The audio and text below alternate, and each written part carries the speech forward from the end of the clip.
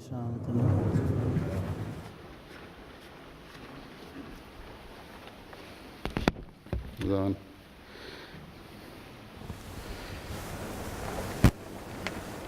اللہ اکبر اللہ اکبر اللہ اکبر اللہ اکبر اشہد ان لا الہ الا اللہ اشہد ان لا الہ الا اللہ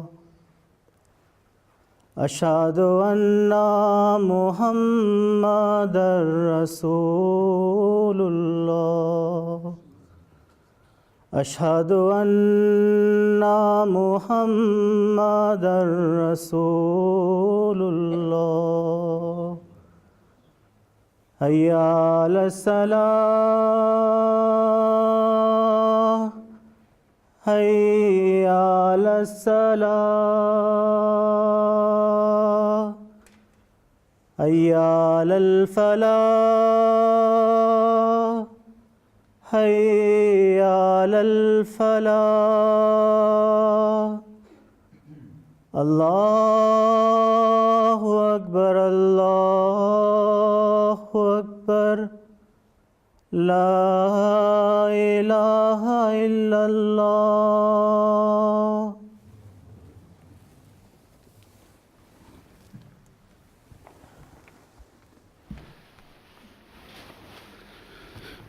السلام علیکم ورحمۃ اللہ.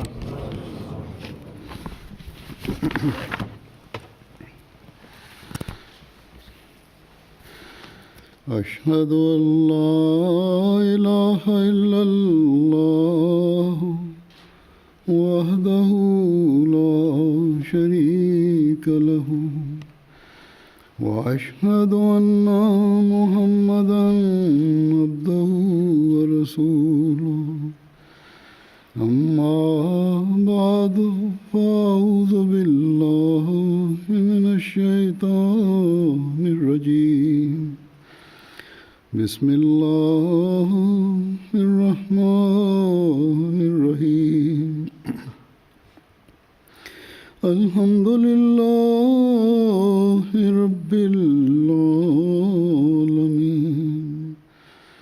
الرحمن الرحیم مالک یوم الدین. إياك نعبد وإياك نستعين اهدنا الصراط المستقيم صراط الذين أنعمت عليهم غير المغضوب عليهم ولا الضالين.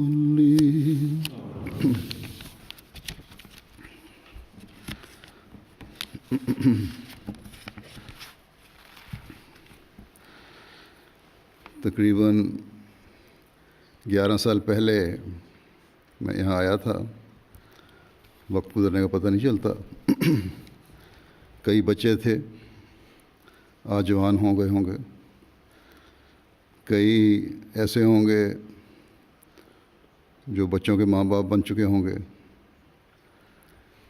ظاہری طور پر بھی اللہ تعالیٰ نے بہت فضل فرمایا ہے یہاں جماعت پر، اور مسجد کے ساتھ ایک بڑا ہال، دفاتر، لائبریری اور دوسری سہولیات مل گئیں. اسی طرح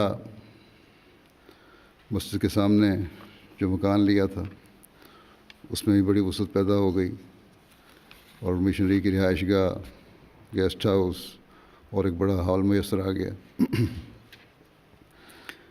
یہ سب اللہ تعالیٰ کے فضل ہیں.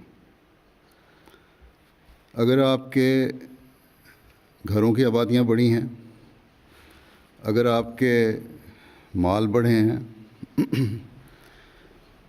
جماعت کو ظاہری عمارتوں کے لحاظ سے اللہ تعالیٰ نے وسعت عطا فرمائی ہے، تو یقیناً ان باتوں پر ہمیں اللہ تعالیٰ کا شکر گزار ہونا چاہیے۔ یہ شکر گزاری کس طرح ہو اور اس کا کیا تقاضا ہے؟ ہم جو اس زمانے کے امام کو ماننے والے ہیں، جو اس بات پر یقین رکھتے ہیں کہ ہم نے اس شخص کو مانا ہے جس کے بارے میں حضرت صلی اللہ علیہ وسلم نے فرمایا تھا کہ اگر ایمان سریا پر بھی چلا گیا تو اسے واپس لائے گا۔ تو پھر ہمیں اپنی سوچیں بھی مومنانہ بنانی ہوں گی۔ ہمیں ظاہری شکر گزاری یا صرف منہ سے الحمدللہ کہہ کر خوش نہیں ہو جانا چاہیے، بلکہ یہ دیکھنا ہوگا کہ کیا ہم اللہ تعالیٰ کے بتائے ہوئے احکامات پر عمل کر رہے ہیں، کیا ہم اس طرح زندگی گزار رہے ہیں جو ایک مومن کی زندگی ہے اور جس کی تفصیل اللہ تعالیٰ اور اس کے رسول نے بیان فرمائی ہے، اور جسے اس زمانے میں کھول کر ہمارے سامنے حضرت مسیح موعود علیہ الصلوۃ والسلام نے پیش فرمایا۔ میں نے اس وقت بھی یہاں کے احمدیوں کو اس طرح توجہ دلائی تھی کہ جب میں یہاں پہلے آیا تھا، جیسا کہ میں نے ذکر کیا 11 سال پہلے، اور اکثر اس طرف توجہ دلاتا رہتا ہوں، اور اللہ تعالیٰ نے جو ہمیں MTA کی سہولت اور نعمت عطا فرمائی ہے، اس کے ذریعے سے میری باتیں ہر احمدی تک پہنچ رہی ہیں، بشرطے کہ وہ انہیں سننا چاہے۔ بہرحال میں نے کہا تھا کہ اللہ تعالیٰ نے آپ کو یا آپ کے باپ دادا کو احمدیت قبول کرنے کی توفیق دی، تو یہ اللہ تعالیٰ کا خاص فضل ہے، اور اللہ تعالیٰ نے کسی نیکی کی وجہ سے یہ فضل فرمایا ہے، لیکن اللہ تعالیٰ کے فضلوں کو جاری رکھنے کے لیے ان نیکیوں میں بڑھنا اور اپنی حالتوں کو پہلے سے بہتر کرنا بھی ضروری ہے، ورنہ ہمیں یاد رکھنا چاہیے کہ اگر ہمارے قدم رک گئے یا دینی باتوں میں عدم توجہی پیدا ہو گئی یا ہوتی رہی، تو ہم اپنی نسلوں کو بھی دین سے دور کرنے والے ہوں گے، اور یوں انہیں اللہ تعالیٰ کے اس خاص فضل سے جس کی پیشگوئی حضرت صلی اللہ علیہ وسلم نے فرمائی تھی محروم کرنے والے ہوں گے، یعنی مسیح موعود کی بعثت اور اس کا ماننا۔ جن کے باپ دادا احمدی ہوئے، اگر ان کی نسلیں دین سے دور ہٹ گئیں تو وہ اپنے بڑوں کے، اپنے بزرگوں کی دعاؤں سے محروم رہیں گی۔ اللہ تعالیٰ نیکی کا اجر دیتا ہے اور ضرور دیتا ہے، اولادیں بھی اس سے فیض پاتی ہیں اگر کسی کی نیکی ہو اور خالص اللہ تعالیٰ کی رضا کی خاطر ہو۔ لیکن ساتھ ہی اللہ تعالیٰ یہ بھی فرماتا ہے کہ تمہیں اپنے عمل درست کرنے ہوں گے تاکہ اللہ تعالیٰ کے فضلوں کا فیض ہمیشہ جاری رہے۔ جن کے بزرگ احمدی ہوئے، ان بزرگوں نے تو اپنے عہد بیت کو نبھایا اور دنیا سے رخصت ہوئے، اس خواہش اور دعا کے ساتھ رخصت ہوئے کہ ان کی نسلیں بھی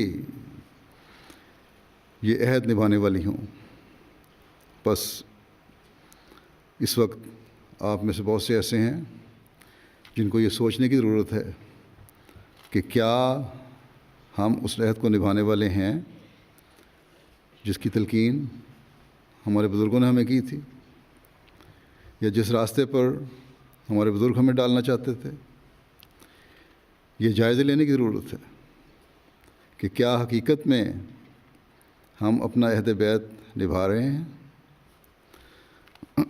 یا صرف اپنے بڑوں کے بزرگوں کے دین پر قائم ہیں، روایتاً صرف رشتہ داری اور معاشرتی تعلقات کی وجہ سے جماعت میں شامل ہیں اور یہاں بیٹھے ہوئے ہیں۔ اسی طرح جنہوں نے خود احمدیت قبول کی ہے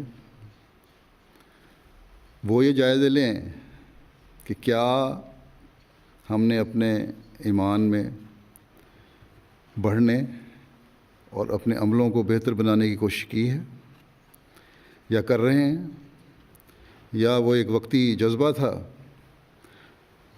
جس کی وجہ سے احمدیت کو قبول کر لیا، کسی بات سے متاثر ہو کر احمدیت قبول کر لی اور ابھی تک وہیں کھڑے ہیں جہاں پہلے دن تھے۔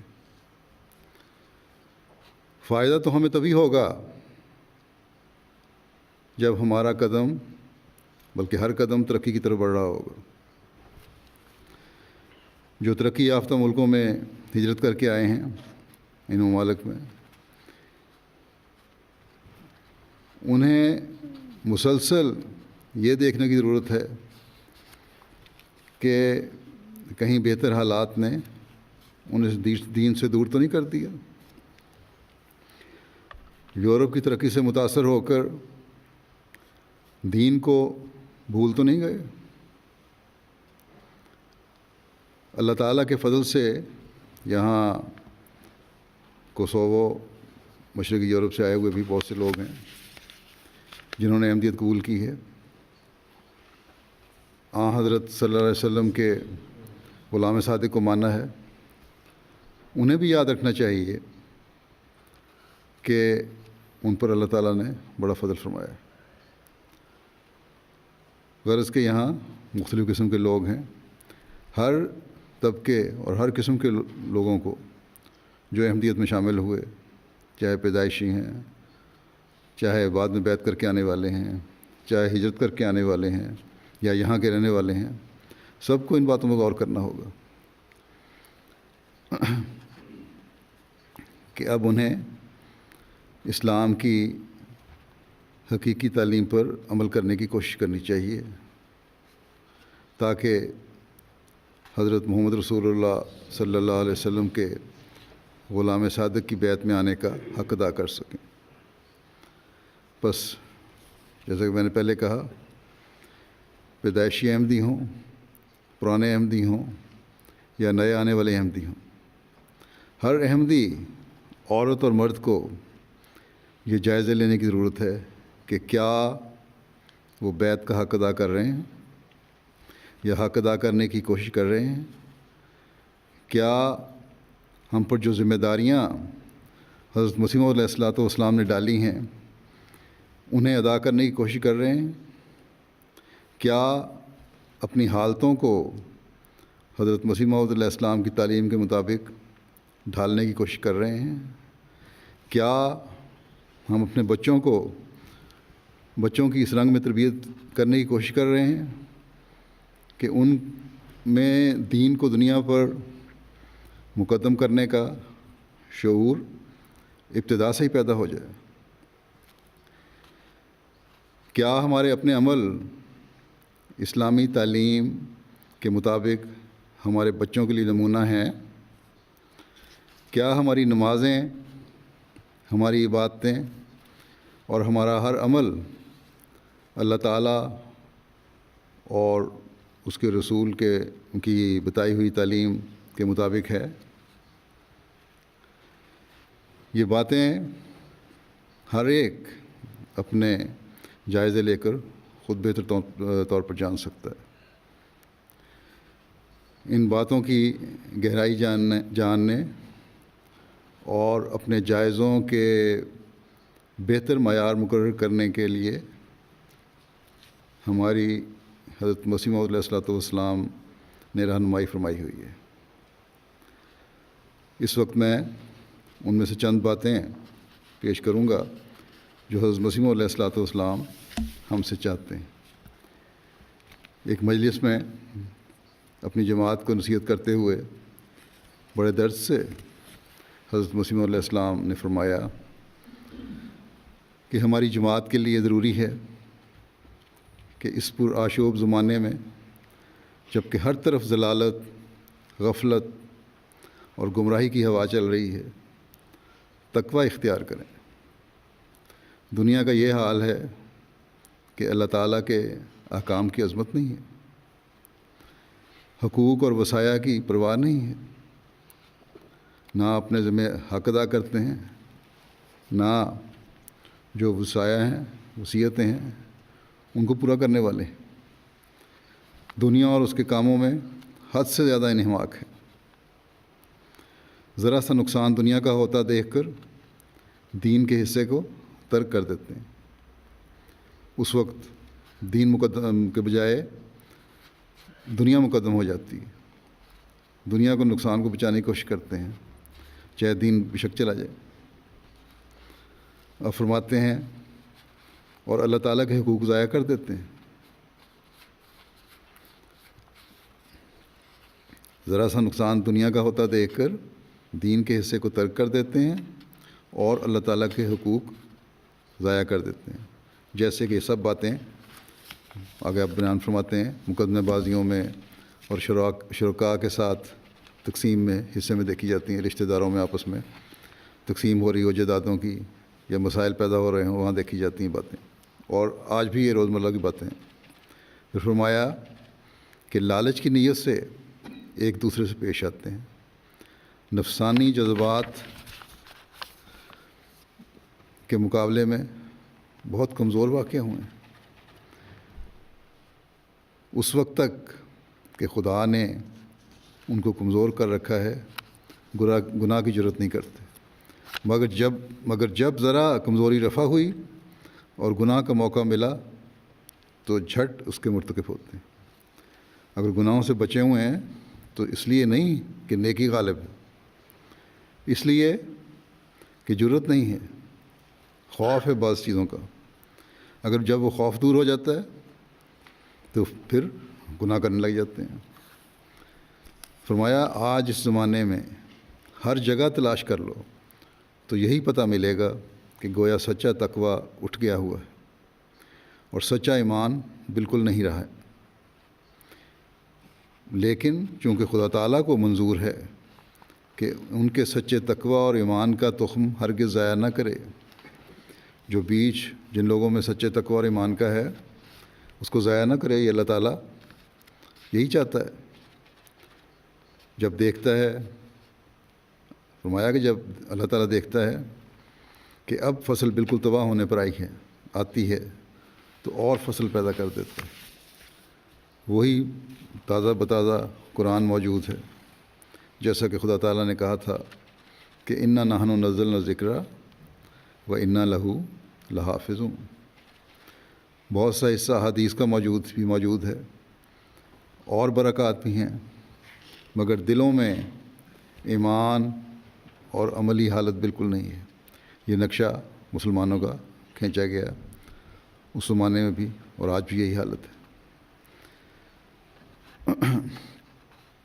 خدا تعالیٰ نے، آپ فرماتے ہیں خدا تعالیٰ نے مجھے اس لیے مبعوث کیا ہے کہ یہ باتیں پھر پیدا ہوں۔ خدا نے جب دیکھا کہ میدان خالی ہے تو اس کی الوہیت کے تقاضا نے ہرگز پسند نہ کیا کہ یہ میدان خالی رہے۔ اللہ تعالیٰ کی الوہیت یہ چاہتی تھی کہ یہ نیکیاں اور تقوی سے خالی ہو رہا ہے، دل خالی ہو رہے ہیں لوگوں کے، تو اللہ تعالیٰ نے انسانی ہمدردی کے تقاضے کے طور پر کو سامنے رکھتے ہوئے یہ پسند نہ کیا کہ یہ میدان خالی رہے اور لوگ ایسے فرمایا کہ اور لوگ ایسے ہی دور رہیں۔ اس لیے اب ان کے مقابلے میں خدا تعالیٰ ایک نئی قوم زندوں کی پیدا کرنا چاہتا ہے، اور اسی لیے ہماری تبلیغ ہے کہ تقویٰ کی زندگی حاصل ہو جاوے۔ بس اگر ہم جائزہ لیں تو یہ اس زمانے کے لوگوں کا نقشہ نہیں ہے، جیسا کہ پہلے میں نے کہا جب آپ علیہ السلام نصیحت فرما رہے تھے اپنے زمانے کے لوگوں کو، بلکہ آج بھی ہمیں یہی باتیں نظر آتی ہیں۔ کتنے ہیں ہم میں سے جو اللہ تعالیٰ کے حکموں کو اپنے اوپر لاگو کرنے والے ہیں؟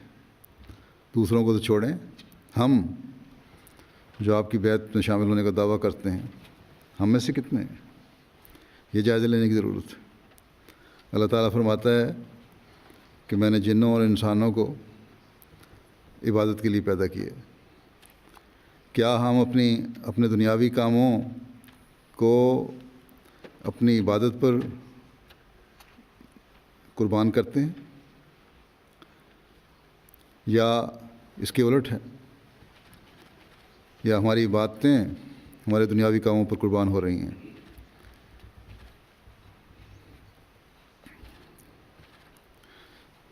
ایسے بھی ہیں اگر وقت پر نماز پڑھ بھی لیں تو گلے سے اتارنے کی کوشش کرتے ہیں۔ ان لوگوں کا حال تو علیحدہ جنہوں نے حضرت مسیح علیہ السلام کو نہیں مانا، ہم میں سے بھی ایسے ہیں۔ لوگوں سے معاملات میں اللہ تعالیٰ فرماتا ہے کہ احسان کا سلوک کرو، لیکن بہت سے ایسے ہیں جو احسان کا سلوک تو ایک طرف رہا، دوسرے کے حق مارنے کی کوشش کرتے ہیں۔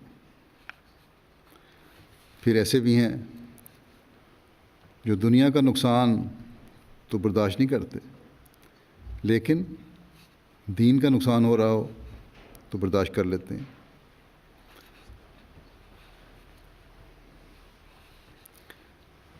کتنے ہی ہم میں سے ایسے ہیں جو جذبات پر کنٹرول نہیں رکھتے، ذرا سی بات پہ بھڑک جاتے ہیں۔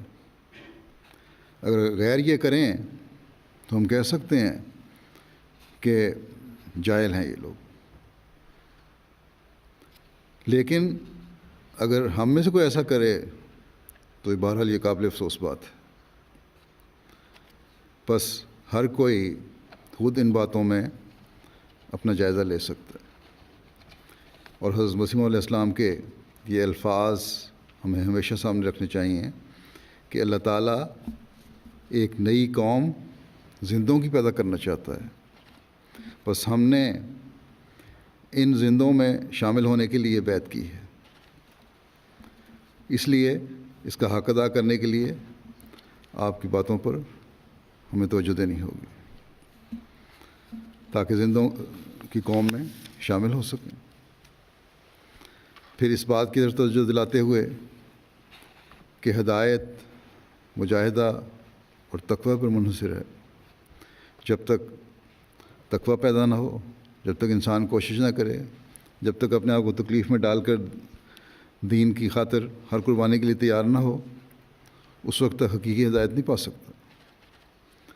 اس بارے میں حضرت مسیح علیہ السلام فرماتے ہیں، جو شخص محض اللہ تعالیٰ سے ڈر کر اس کی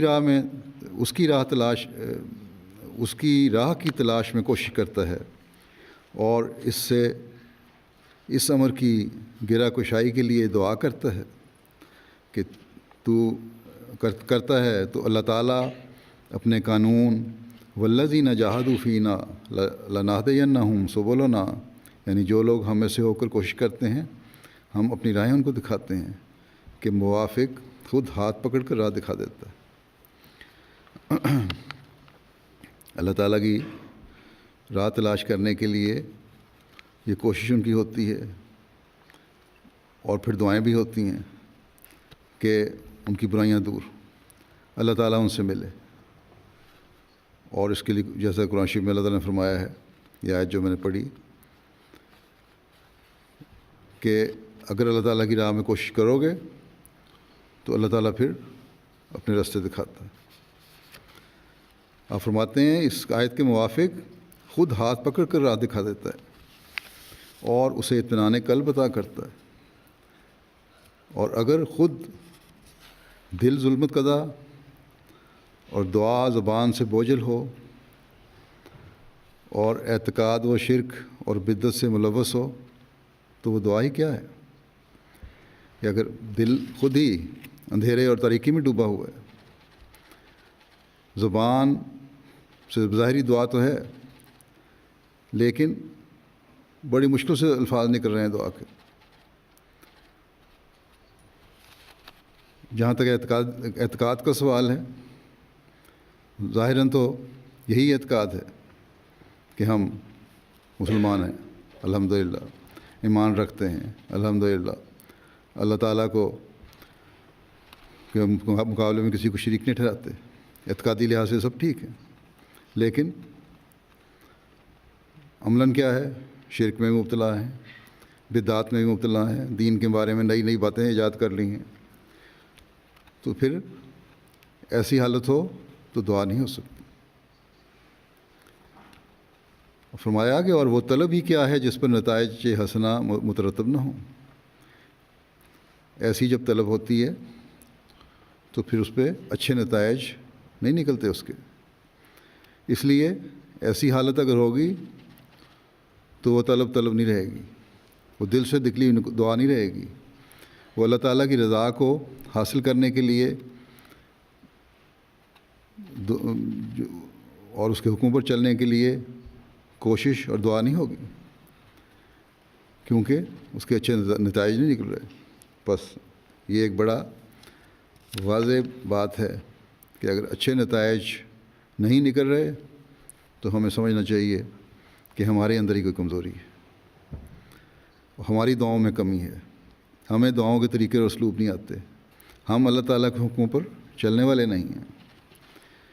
فرمایا کہ جب تک انسان پاک دل اور صدق و خلوص سے تمام ناجائز رستوں اور امید کے دروازوں کو اپنے اوپر بند کر کے خدا تعالیٰ ہی کے آگے ہاتھ نہیں پھیلاتا، اس وقت تک وہ اس قابل نہیں ہوتا کہ اللہ تعالیٰ کی نصرت اور تائید اسے ملے۔ لیکن جب وہ اللہ تعالیٰ ہی کے دروازے پر گرتا اور اسی سے دعا کرتا ہے تو اس کی یہ حالت جاذب نصرت اور رحمت ہوتی۔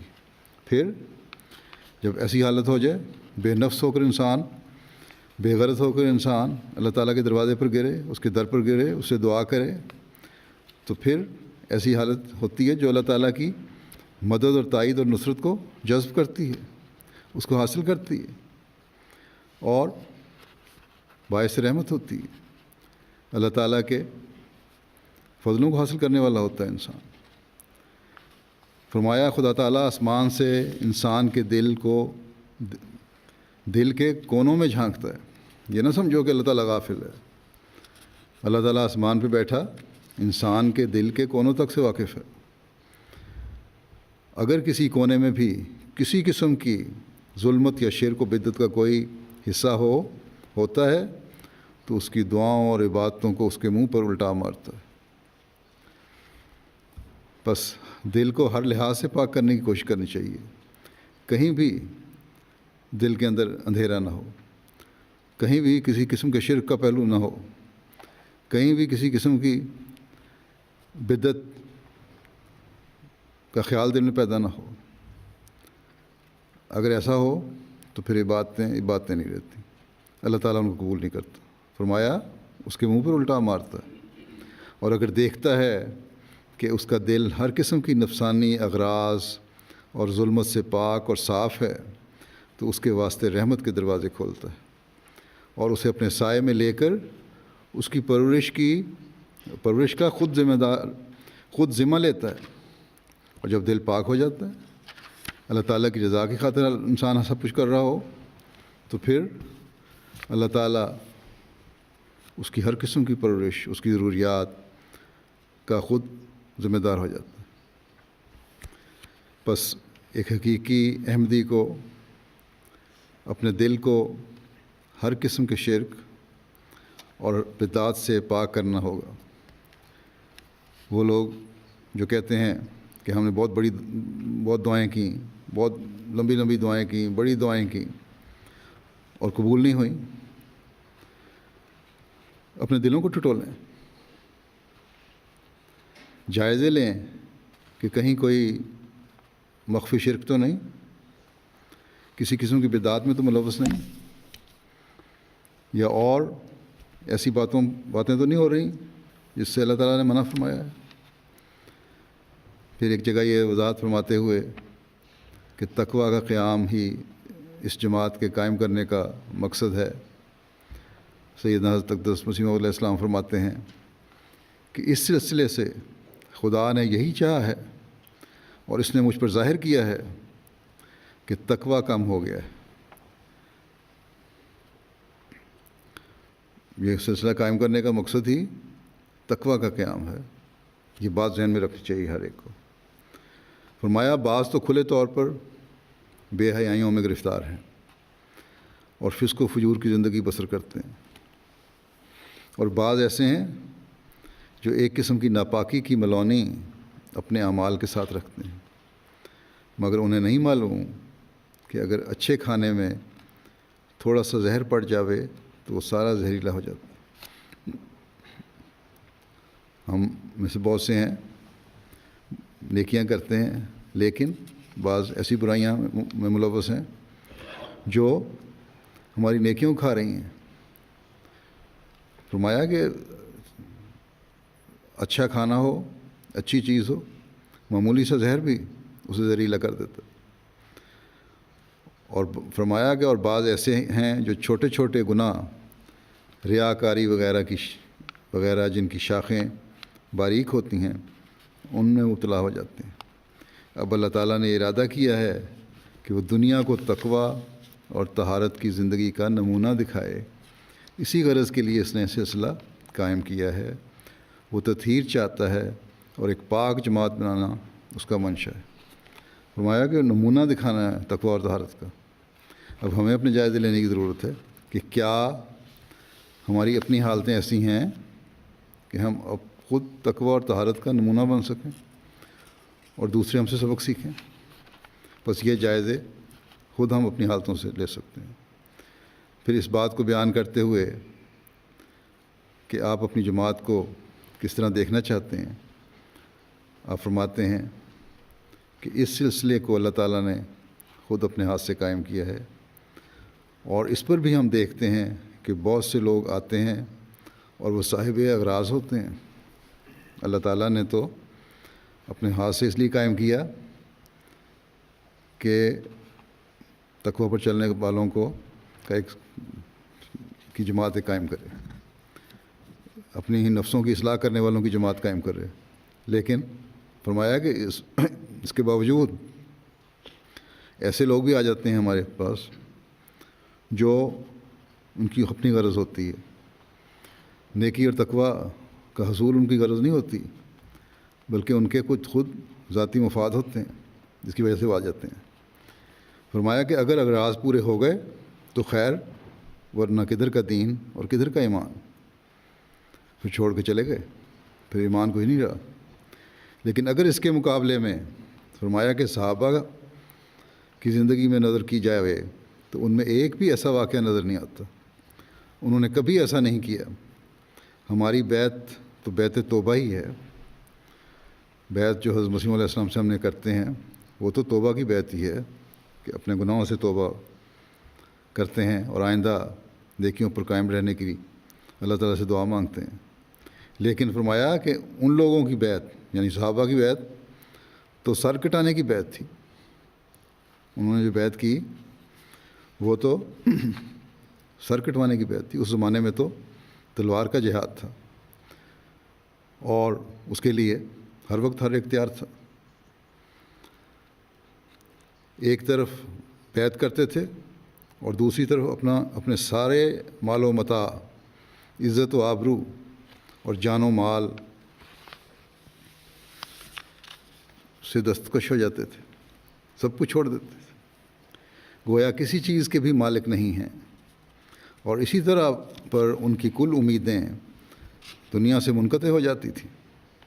ہر قسم کی عزت اور عظمت اور جاہ و حشمت کے حصول کے ارادے ختم ہو جاتے تھے۔ ان کا اپنا کچھ نہیں تھا، نہ ان کو اپنی ذات کی عزت کا پرواہ تھی، نہ کسی عظمت کی خواہش تھی، نہ کسی بڑے عہدے کی خواہش تھی۔ صرف غرض تھی تو یہ کہ ہم اسلام کی خاطر جان، مال، وقت اور عزت قربان کرنے کے لیے ہر وقت تیار رہیں۔ یہ عہد ہم آج بھی کرتے ہیں، لیکن ایسے بھی ہیں، عہدے داروں میں سے بھی ہیں جو عہدوں کی خواہش رکھتے ہیں کہ شاید محدود طور پر ہی کچھ نہ کچھ جاہ و حشمت کا وہاں سے اظہار ہو جاتا ہے۔ عہدے اگر ملتے ہیں تو بجائے اس کے کہ اللہ تعالیٰ کا شکر گزار ہوں اور پہلے سے بڑھ کر دین کی خدمت کا جذبہ ان میں پیدا ہو، اس طرف توجہ نہیں ہوتی اور صرف اپنے عہدوں کا زوم ہوتا ہے۔ بس عہدے داروں کو بھی اس طرف توجہ دینی چاہیے۔ فرمایا کس کو یہ خیال تھا کہ ہم بادشاہ بنیں گے؟ صحابہ میں سے کس کو یہ خیال تھا کہ بادشاہ بنیں گے یا کسی ملک کے فاتح ہو جائیں گے؟ عربوں کی جو حالت تھی، کسی کو خیال آ سکتا تھا اس وقت؟ بالکل نہیں۔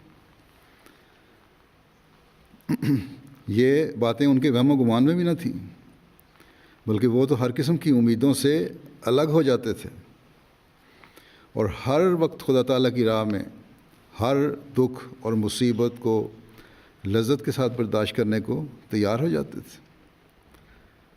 جاہ و حشمت نہیں چاہتے تھے، وہ عہدے نہیں چاہتے تھے، وہ عظمت نہیں چاہتے تھے، وہ عزت نہیں چاہتے تھے، وہ تو قربانی چاہتے تھے، اور اسی میں ان کے لیے لذت تھی، اسی میں ان کو مزہ آتا تھا۔ فرمایا کہ یہاں تک کہ جان تک دینے کو آمادہ رہتے تھے۔ ان کی اپنی تو یہی حالت تھی کہ وہ اس دنیا سے بالکل الگ اور منقطع تھے، لیکن یہ الگ امر ہے کہ اللہ تعالیٰ نے ان پر اپنی عنایت کی اور ان کو نوازا۔ وہ تو ہر قربانی کے لیے تیار تھے، لیکن اللہ تعالیٰ نے اپنا فضل فرمایا اور اپنی عنایت سے ان کو اتنا نوازا، اور ان کو جنہوں نے اس راہ میں اپنا سب کچھ قربان کر دیا تھا، ہزار چند کر دیا، کئی گنا اور ہزاروں گنا کر دیا۔ پھر بڑے درد سے ہمیں ہمارے اخلاق کے بہتر ہونے، نیکیوں پر قائم ہونے، برائیوں کو ترک کرنے کی طرف توجہ دلاتے ہوئے آپ فرماتے ہیں کہ جو شخص اپنے ہمسائے کو اپنے اخلاق میں تبدیلی دکھاتا ہے کہ پہلے کیا تھا اور اب کیا ہے، وہ گویا ایک کرامت دکھاتا ہے۔ اپنے ہمسایوں کو اگر ہمارے احمدی ہونے کے بعد ہم میں تبدیلی نظر آتی ہے، یہ ہر احمدی جو ہے اپنے ہمسائے سے ایسا سلوک کرتا ہے کہ وہ حیران ہو کہ یہ انسان عام انسانوں میں سے نہیں ہے، گویا وہ ایک کرامت دکھاتا ہے، ایک معجزہ دکھاتا ہے، ایک ایسا کام کرتا ہے جس کو دیکھ کر لوگ حیران و پریشان ہوتے ہیں۔ فرمایا کہ اس کا اثر ہمسائے پر بہت اعلیٰ درجے کا پڑتا ہے، اور اسی اعلیٰ اخلاق کی وجہ سے ہمسایہ متاثر ہوتا ہے اور بہت اعلیٰ درجے کا اثر اس پہ پڑتا ہے۔ فرمایا کہ ہماری جماعت پر اعتراض کرتے ہیں کہ ہم نہیں جانتے کہ کیا ترقی ہو گئی ہے، اور تہمت لگاتے ہیں کہ افتراء اور غضب میں مبتلا ہیں۔ دشمنوں کے بارے میں بتا رہے ہیں، غیروں کے بارے میں، کہ جماعت پر اعتراض کرتے ہیں، اور یہ تہمت لگا رہے ہیں، الزام لگا رہے ہیں کہ احمدی ہونے سے کیا ترقی ہو گئی ان کی۔ جھوٹ، افتراء، بدظنی، غصہ، اس میں مبتلا ہیں یہ لوگ ابھی بھی۔ فرمایا کہ کیا یہ ان کے لیے باعث ندامت نہیں ہے کہ انسان عمدہ سمجھ کر اس سلسلے میں آیا تھا۔ اب ان لوگوں کو فرمایا جو احمدی ہو گئے، ان لوگوں کے لیے تو یہ شرم کی بات ہے کہ اچھی چیز سمجھ کر اس سلسلے میں آیا تھا، یا انہیں دیکھ کر کوئی شخص اچھا سمجھ کر سلسلے کی تعلیم کو سلسلے میں شامل ہوا تھا۔ فرمایا کہ جیسا کہ ایک رشید فرزند اپنے باپ کی نیک نامی ظاہر کرتا ہے، کیونکہ بیعت کرنے والا فرزند کے حکم میں ہوتا ہے، ایک شریف اطاعت گزار نیک تابع دار بیٹا جو ہے وہ اپنے باپ کی نیک نامی کا باعث بنتا ہے۔ اور فرمایا کیونکہ بیعت کرنے والا جو ہے وہ بھی بیٹے کے حکم میں آیا ہے، اور اس کی دلیل آپ نے یہ فرمائی کہ اس لیے حضرت صلی اللہ علیہ وسلم کی ازواج مطہرات کو امہات المومنین کہا گیا ہے، گویا کہ حضور صلی اللہ علیہ وسلم عامۃ المومنین کے باپ ہیں۔ اگر آپ صلی اللہ علیہ وسلم کی بیویاں امہات المومنین ہیں تو اس کا مطلب یہ ہے کہ آپ صلی اللہ علیہ وسلم مومنین کے باپ ہیں۔ فرمایا کہ جسمانی باپ زمین پر لانے کا موجب ہوتا ہے۔ انسان عام زندگی میں جو باپ ہر ایک کا باپ ہے وہ ماں باپ جو ہیں کسی روح کو یا جسم کو بچے کو زمین پہ لانے کا موجب بنتے ہیں۔ اس بچے کی پیدائش سے بچہ اس دنیا میں آتا ہے ماں باپ کے وجہ سے، اور حیات ظاہری کا باعث یہ زندگی جو ہے یہ اس کو ملتی ہے ایک باپ کی وجہ سے۔ مگر روحانی باپ اس کے مقابلے میں روحانی باپ ہے، وہ آسمان پر لے جاتا ہے۔ جسمانی باپ زمین پر لے کر آتا ہے اور روحانی باپ آسمان پر لے کر جاتا ہے، روحانیت میں ترقی کرواتا ہے اور اس مرکز اصلی کی طرف رہنمائی کرتا ہے، یعنی خدا تعالیٰ کی طرف رہنمائی کرتا ہے۔ فرمایا کیا آپ پسند کرتے ہیں کہ کوئی بیٹا اپنے باپ کو بدنام کرے؟ کبھی پسند نہیں کرو گے کوئی بیٹا اپنے باپ کو پسند کرے نہ بدنام کرے، نہ کوئی باپ ہی پسند کرتا ہے کہ اس کا بیٹا اسے بدنام کرنے والا ہو۔ بس اس واسطے جیسے کہ پہلے ذکر ہو چکا، اپنے نمونے ایسے بناؤ کہ نہ دوسروں کی ٹھوکر کا باعث ہو، نہ اپنے باپ کو بدنام کرنے والے ہو۔ فرمایا کوئی بیٹا اپنے باپ کو بدنام کرے کوئی پسند کرتا ہے تو وائف کے ہاں جاوے،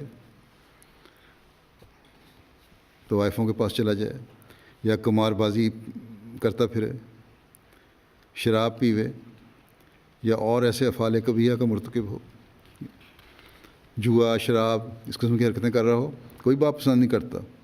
کوئی نیک مسلمان باپ یہ پسند نہیں کرے گا کہ اس کا بیٹا اس طرح کی حرکتیں کرتا ہو، بلکہ بعض حرکتیں ایسی ہیں، بعض باتیں غیر مسلم بھی پسند نہیں کرتے۔ فرمایا کہ شراب پیوے اور ایسے افعال قبیحہ کا مرتکب ہو جو باپ کی بدنامی کا موجب ہوں۔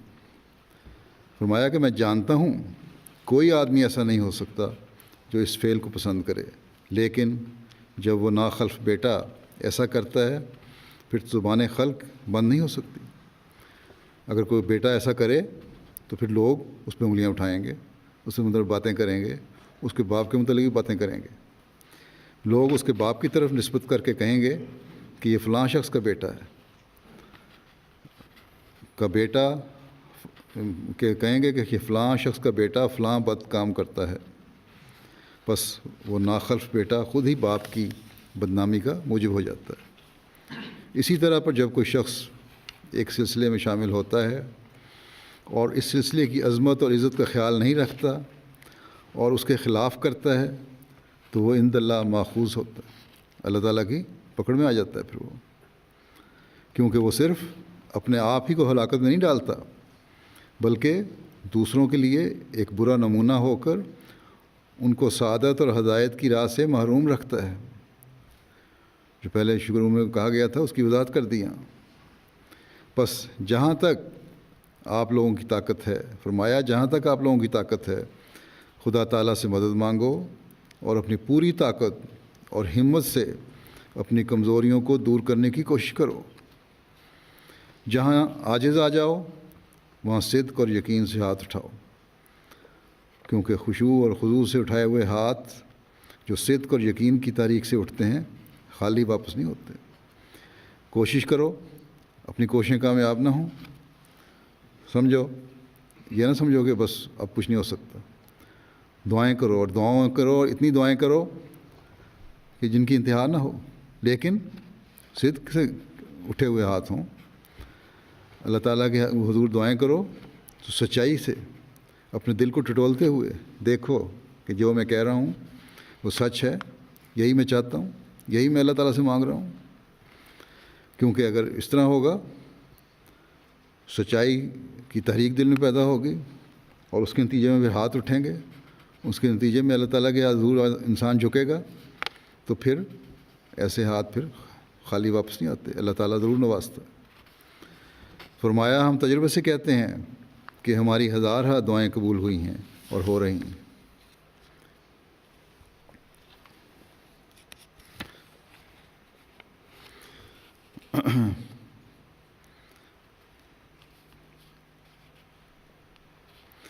پھر فرمایا کہ یہ ایک یقینی بات ہے، اگر کوئی شخص اپنے اندر اپنے ابنائے جنس کے لیے ہمدردی کا جوش نہیں پاتا وہ بخیل ہے۔ اپنے ساتھیوں کے لیے، دوسرے انسانوں کے لیے اگر ہمدردی کا جوش نہیں ہے تو اس کا مطلب تم کنجوس ہو، بخیل ہو۔ فرمایا کہ اگر میں ایک راہ دیکھوں جس میں بھلائی اور خیر ہے تو میرا فرض ہے کہ میں پکار کر لوگوں کو بتلاؤں۔ یہ بھی ہمارا فرض ہے کہ راہ ہم نے دیکھی بھلائی کی اور خیر کی، تبھی ہم نے احمدیت قبول کیا۔ اس لیے اب ہمارا فرض ہے ہم پکار کے لوگوں کو کہیں کہ آؤ اور یہیں اپنی دنیا و کو سنوارنے کے راستے دیکھو۔ فرمایا کہ اس امر کی وہ پرواہ نہیں ہونی چاہیے کہ کوئی اس پر عمل کرتا ہے یا نہیں۔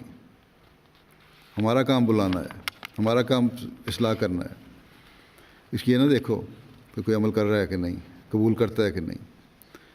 ایک فارسی کا مصرع پیش کرتے ہیں، کس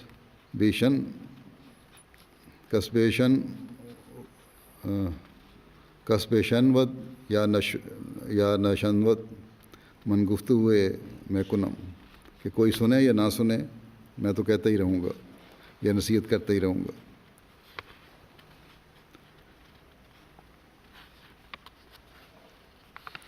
بس اپنے نیک نمونے قائم کر کے ہمیں پھر تبلیغ کا حق بھی ادا کرنا ہوگا، اور یہ ہر احمدی پر یہ ذمہ داری ہے، اس طرف ہمیں توجہ دینی چاہیے۔ آخر ایک وقت آئے گا کہ لوگ سنیں گے بھی، لیکن جیسا کہ حضرت مسیح علیہ السلام نے فرمایا ہے کہ اگر کوئی نہیں بھی سنتا تب بھی ہمیں پیغام پہنچاتے رہنا چاہیے، لیکن اس کے ساتھ ہی جیسا کہ آپ نے فرمایا کہ آپ کی جماعت سے منسوب ہو کر ہمیں اپنے نمونے بھی اعلیٰ معیاروں کے پیش کرنے ہوں گے، اور پھر لوگوں کی توجہ بھی ہماری طرف ہوگی۔ پھر ہمیں ہماری حالتوں کو بہتر کرنے کی نصیحت کرتے ہوئے آپ فرماتے ہیں کہ الہام میں جو یہ آیا ہے الا الذین علوا باستکبار، یہ تعاون کے متعلق عربی کا الہام ہے، اس سے پہلے بھی عربی کے الفاظ ہیں جس کا معنی یہ ہے کہ جو بھی تیرے گھر کے اندر ہے آئے گا اسے میں بچاؤں گا، مگر ساتھ ہی یہ الفاظ بھی ہیں کہ الا الذین علوا باستکبار،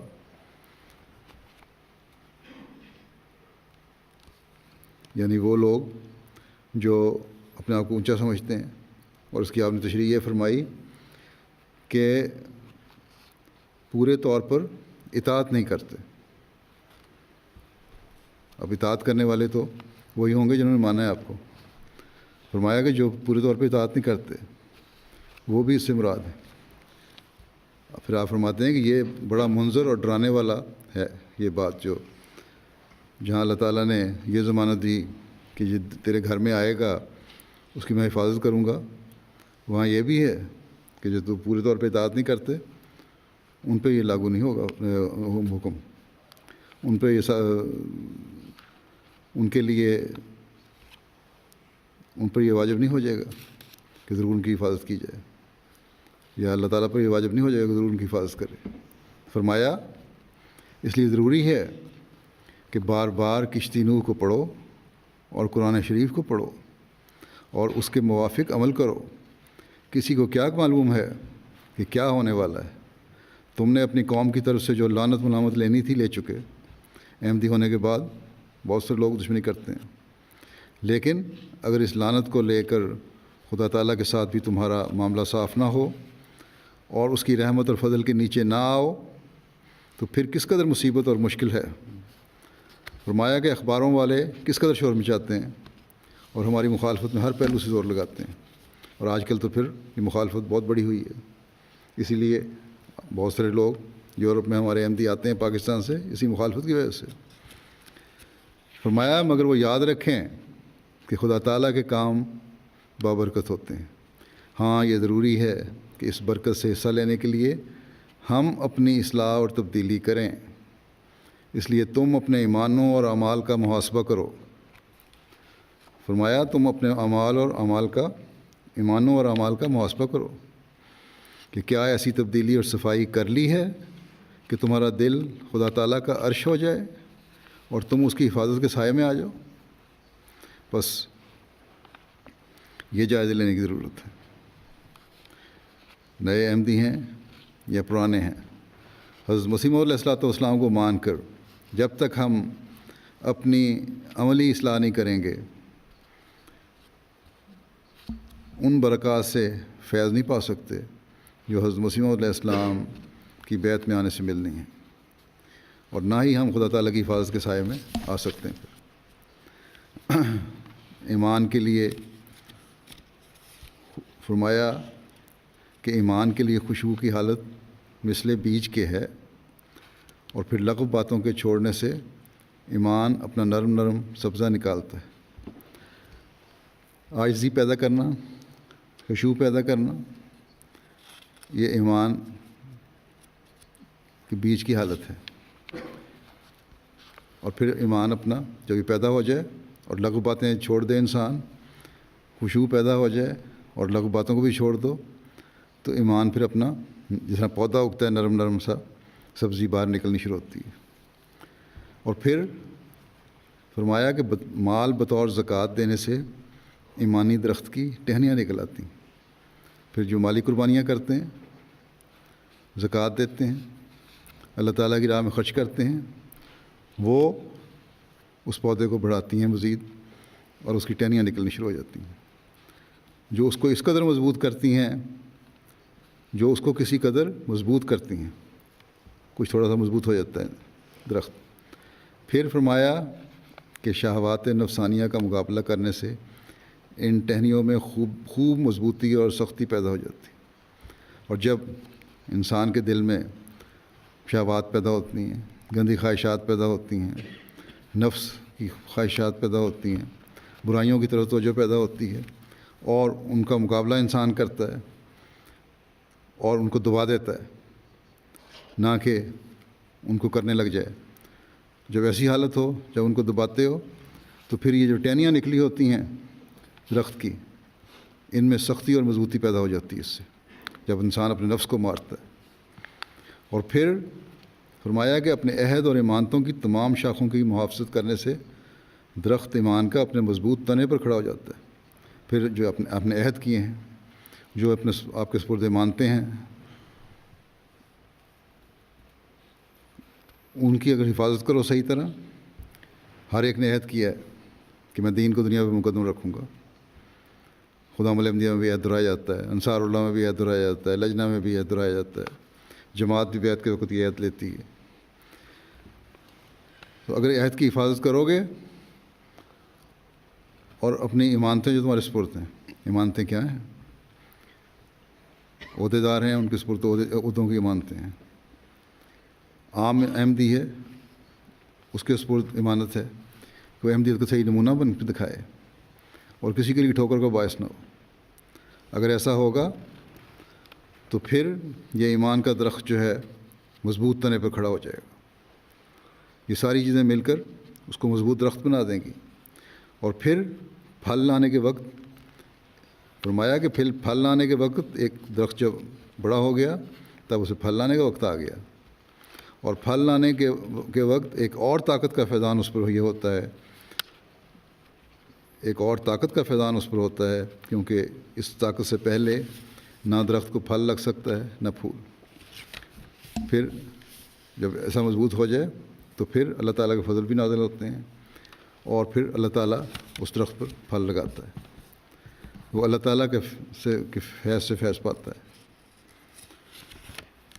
بس ہمیں عاجزی بھی پیدا کرنے کی ضرورت ہے، کیونکہ اسی سے ہم نفس کی قربانی کا حق ادا کر سکتے ہیں، اپنے ایمان میں ترقی کر سکتے ہیں. لغویات جنہوں نے آج کل ہمیں گھیرا ہوا ہے اور ہر گھر میں موجود ہیں ٹی وی اور انٹرنیٹ کی صورت میں، ان سے بچ سکتے ہیں، اور ان سے بچنا ضروری ہے اپنے ایمان میں ترقی کے لیے.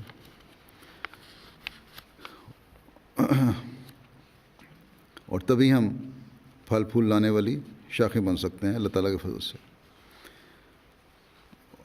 اور اپنی بھی اور اپنی نسلوں کی بھی دنیا و آخرت سنوارنے والے بن سکتے ہیں. ایک موقع پر آپ نے سلسلے کے روشن مستقبل کے بارے میں خبر دیتے ہوئے فرمایا کہ یہ زمانہ بھی روحانی لڑائی کا ہے. شیطان کے ساتھ جنگ شروع ہے. شیطان اپنے تمام ہتھیاروں اور مکروں کو لے کر اسلام کے قلعے پر حملہ آور ہو رہا ہے، اور وہ چاہتا ہے کہ اسلام کو شکست دے. مگر خدا تعالیٰ نے اس وقت شیطان کی آخری جنگ میں اس کو ہمیشہ کے لیے شکست دینے کے لیے اس سلسلے کو قائم کیا ہے. بس اپنے جائزہ لینے کی ضرورت ہے کہ کیا ہماری حالت ایسی ہے کہ ہم شیطان سے جنگ کے لیے ہر وقت تیار ہوں. فرمایا مبارک وہ جو اس کو شناخت کرتا ہے. اب تھوڑا زمانہ ہے، ابھی ثواب ملے گا، ثواب لینے کا تو تھوڑا زمانہ ہے، لیکن عنقریب وقت آتا ہے کہ اللہ تعالیٰ اس سلسلے کی سچائی کو آفتاب سے بھی زیادہ روشن کر کے دکھائے گا. وہ وقت ہوگا کہ ایمان ثواب کا موجب نہ ہوگا. جب سورج کی طرح روشن ہو جائے گا تو اس وقت تو ایمان لوگ لائیں گے ہی، لیکن وہ ثواب کا موجب نہیں ہوگا، اور توبہ کا دروازہ بند ہونے کے مستاق ہوگا. گو قبولیت تو ہوگی، لیکن وہ معیار نہیں ہوں گے جو آج ہیں، جبکہ دنیا میں کچھ نہیں سمجھتی. فرمایا اس وقت میرے قبول کرنے والے کو بظاہر ایک عظیم الشان جنگ اپنے نفس سے کرنی پڑتی ہے. وہ دیکھے گا کہ بعض اوقات اس کو برادری سے الگ ہونا پڑے گا، اس کے دنیاوی کاروبار میں روک ڈالنے کی کوشش کی جائے گی، اس کو گالیاں سننی پڑیں گی. اور آج کل بہت سارے ممالک میں، جہاں مسلمان ممالک میں خاص طور پر یہ ہو رہا ہے، لعنتیں سنے گا، مگر ان ساری باتوں کا اجر اللہ تعالیٰ کے ہاں سے ملے گا. لیکن جب دوسرا وقت آیا، اس زور کے ساتھ دنیا کا رجوع ہوا جیسے ایک بلند ٹیلے سے پانی گرتا ہے، اور کوئی انکار کرنے والا ہی نظر نہ آیا، اس وقت اقرار کس پائے کا ہوگا؟ اس وقت ماننا شجاعت کا کام نہیں، ثواب ہمیشہ دکھی کے زمانے میں ہوتا ہے. فرمایا کہ حضرت ابوبکر رضی اللہ تعالیٰ عنہ نے حضرت صلی اللہ علیہ وسلم کو قبول کر کے اگر مکے کی نمبرداری چھوڑ دی تھی، مکے کے سردار بن سکتے تھے، تو اللہ تعالیٰ نے ان کو ایک دنیا کی بادشاہی دی. پھر حضرت عمر رضی اللہ عنہ نے بھی کمبل پہن لیا، یعنی عاجزی، اسلام قبول کیا تو غربت اور مسکینی کی حالت ہو گئی تقریباً، اتنی دولت نہیں رہی. اور فرمایا گیا اور ہر شے باد آباد ماں کشتی در آب انداختیم، کہ اب جو بھی ہونا ہے ہو جائے، ہم نے کشتی دریا میں ڈال دی ہے. کا مصداق ہو کر حضرت عمر نے کیا کیا؟ حضرت صلی اللہ علیہ وسلم کو قبول کیا. تو کیا خدا تعالیٰ نے ان کے اجر کا کوئی حصہ باقی رکھ لیا؟ ہرگز نہیں. جو خدا تعالیٰ کے لیے ذرا بھی حرکت کرتا ہے وہ نہیں مرتا جب تک اس کا اجر نہ پالے. حرکت شرط ہے، خود عمل کرنا ضروری ہے، خود آگے بڑھنا ضروری ہے، پھر اللہ تعالیٰ نوازتا ہے. ایک حدیث میں آیا ہے کہ اگر کوئی اللہ تعالیٰ کی طرف معمولی رفتار سے آتا ہے تو اللہ تعالیٰ اس کی طرف دوڑ کر آتا ہے۔ فرمایا کہ ایمان یہ ہے کہ کچھ مخفی ہو تو مان لے، جو حلال کو دیکھ لیتا ہے وہ تیز نظر کہلاتا ہے۔ جو پہلے دن کے چاند کو دیکھتا ہے یا پہلے 2-3 دن کے چاند کو دیکھ لے، اسی کی تیز نظر ہوتی ہے، لیکن 14ویں کے چاند کو دیکھ کر شور مچانے والا کہہ دے کہ میں نے چاند دیکھ لیا تو وہ دیوانہ کہلائے گا۔ اللہ کرے کہ ہم اپنے ایمانوں کو مضبوط تر کرنے والے ہوں، اللہ تعالیٰ کے احکام پر عمل کرتے ہوئے اس کی رضا کو حاصل کرنے والے ہوں، حضرت مسیح علیہ السلام کی بیعت کا حق ادا کرنے والے ہوں، اپنے عمل سے دنیا کو سچائی کے راستہ دکھانے والے ہوں، اور اللہ تعالیٰ نے جو ہم پر احسانات کیے ہیں ان کا حقیقی رنگ میں شکر ادا کرنے والے ہوں۔ اللہ تعالیٰ ہمیں اس کی توفیق عطا فرمائے۔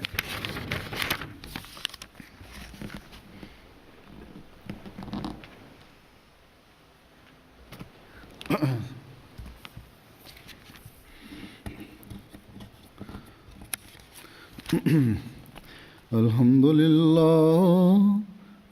لله نحمده ونستعينه ونستغفره ونؤمن به ونتوكل عليه ونعوذ بالله من شرور أنفسنا ومن سيئات أعمالنا، من يهده الله فلا مضل له ومن يضلل فلا هادي له، ونشهد أن لا إله إلا الله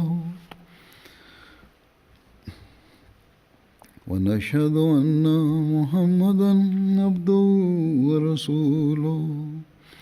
عباد الله رحمكم الله، إن الله يأمر بالعدل والإحسان وإيتاء ذي القربى وينهى عن الفحشاء والمنكر والبغي، يعظكم لعلكم تذكرون۔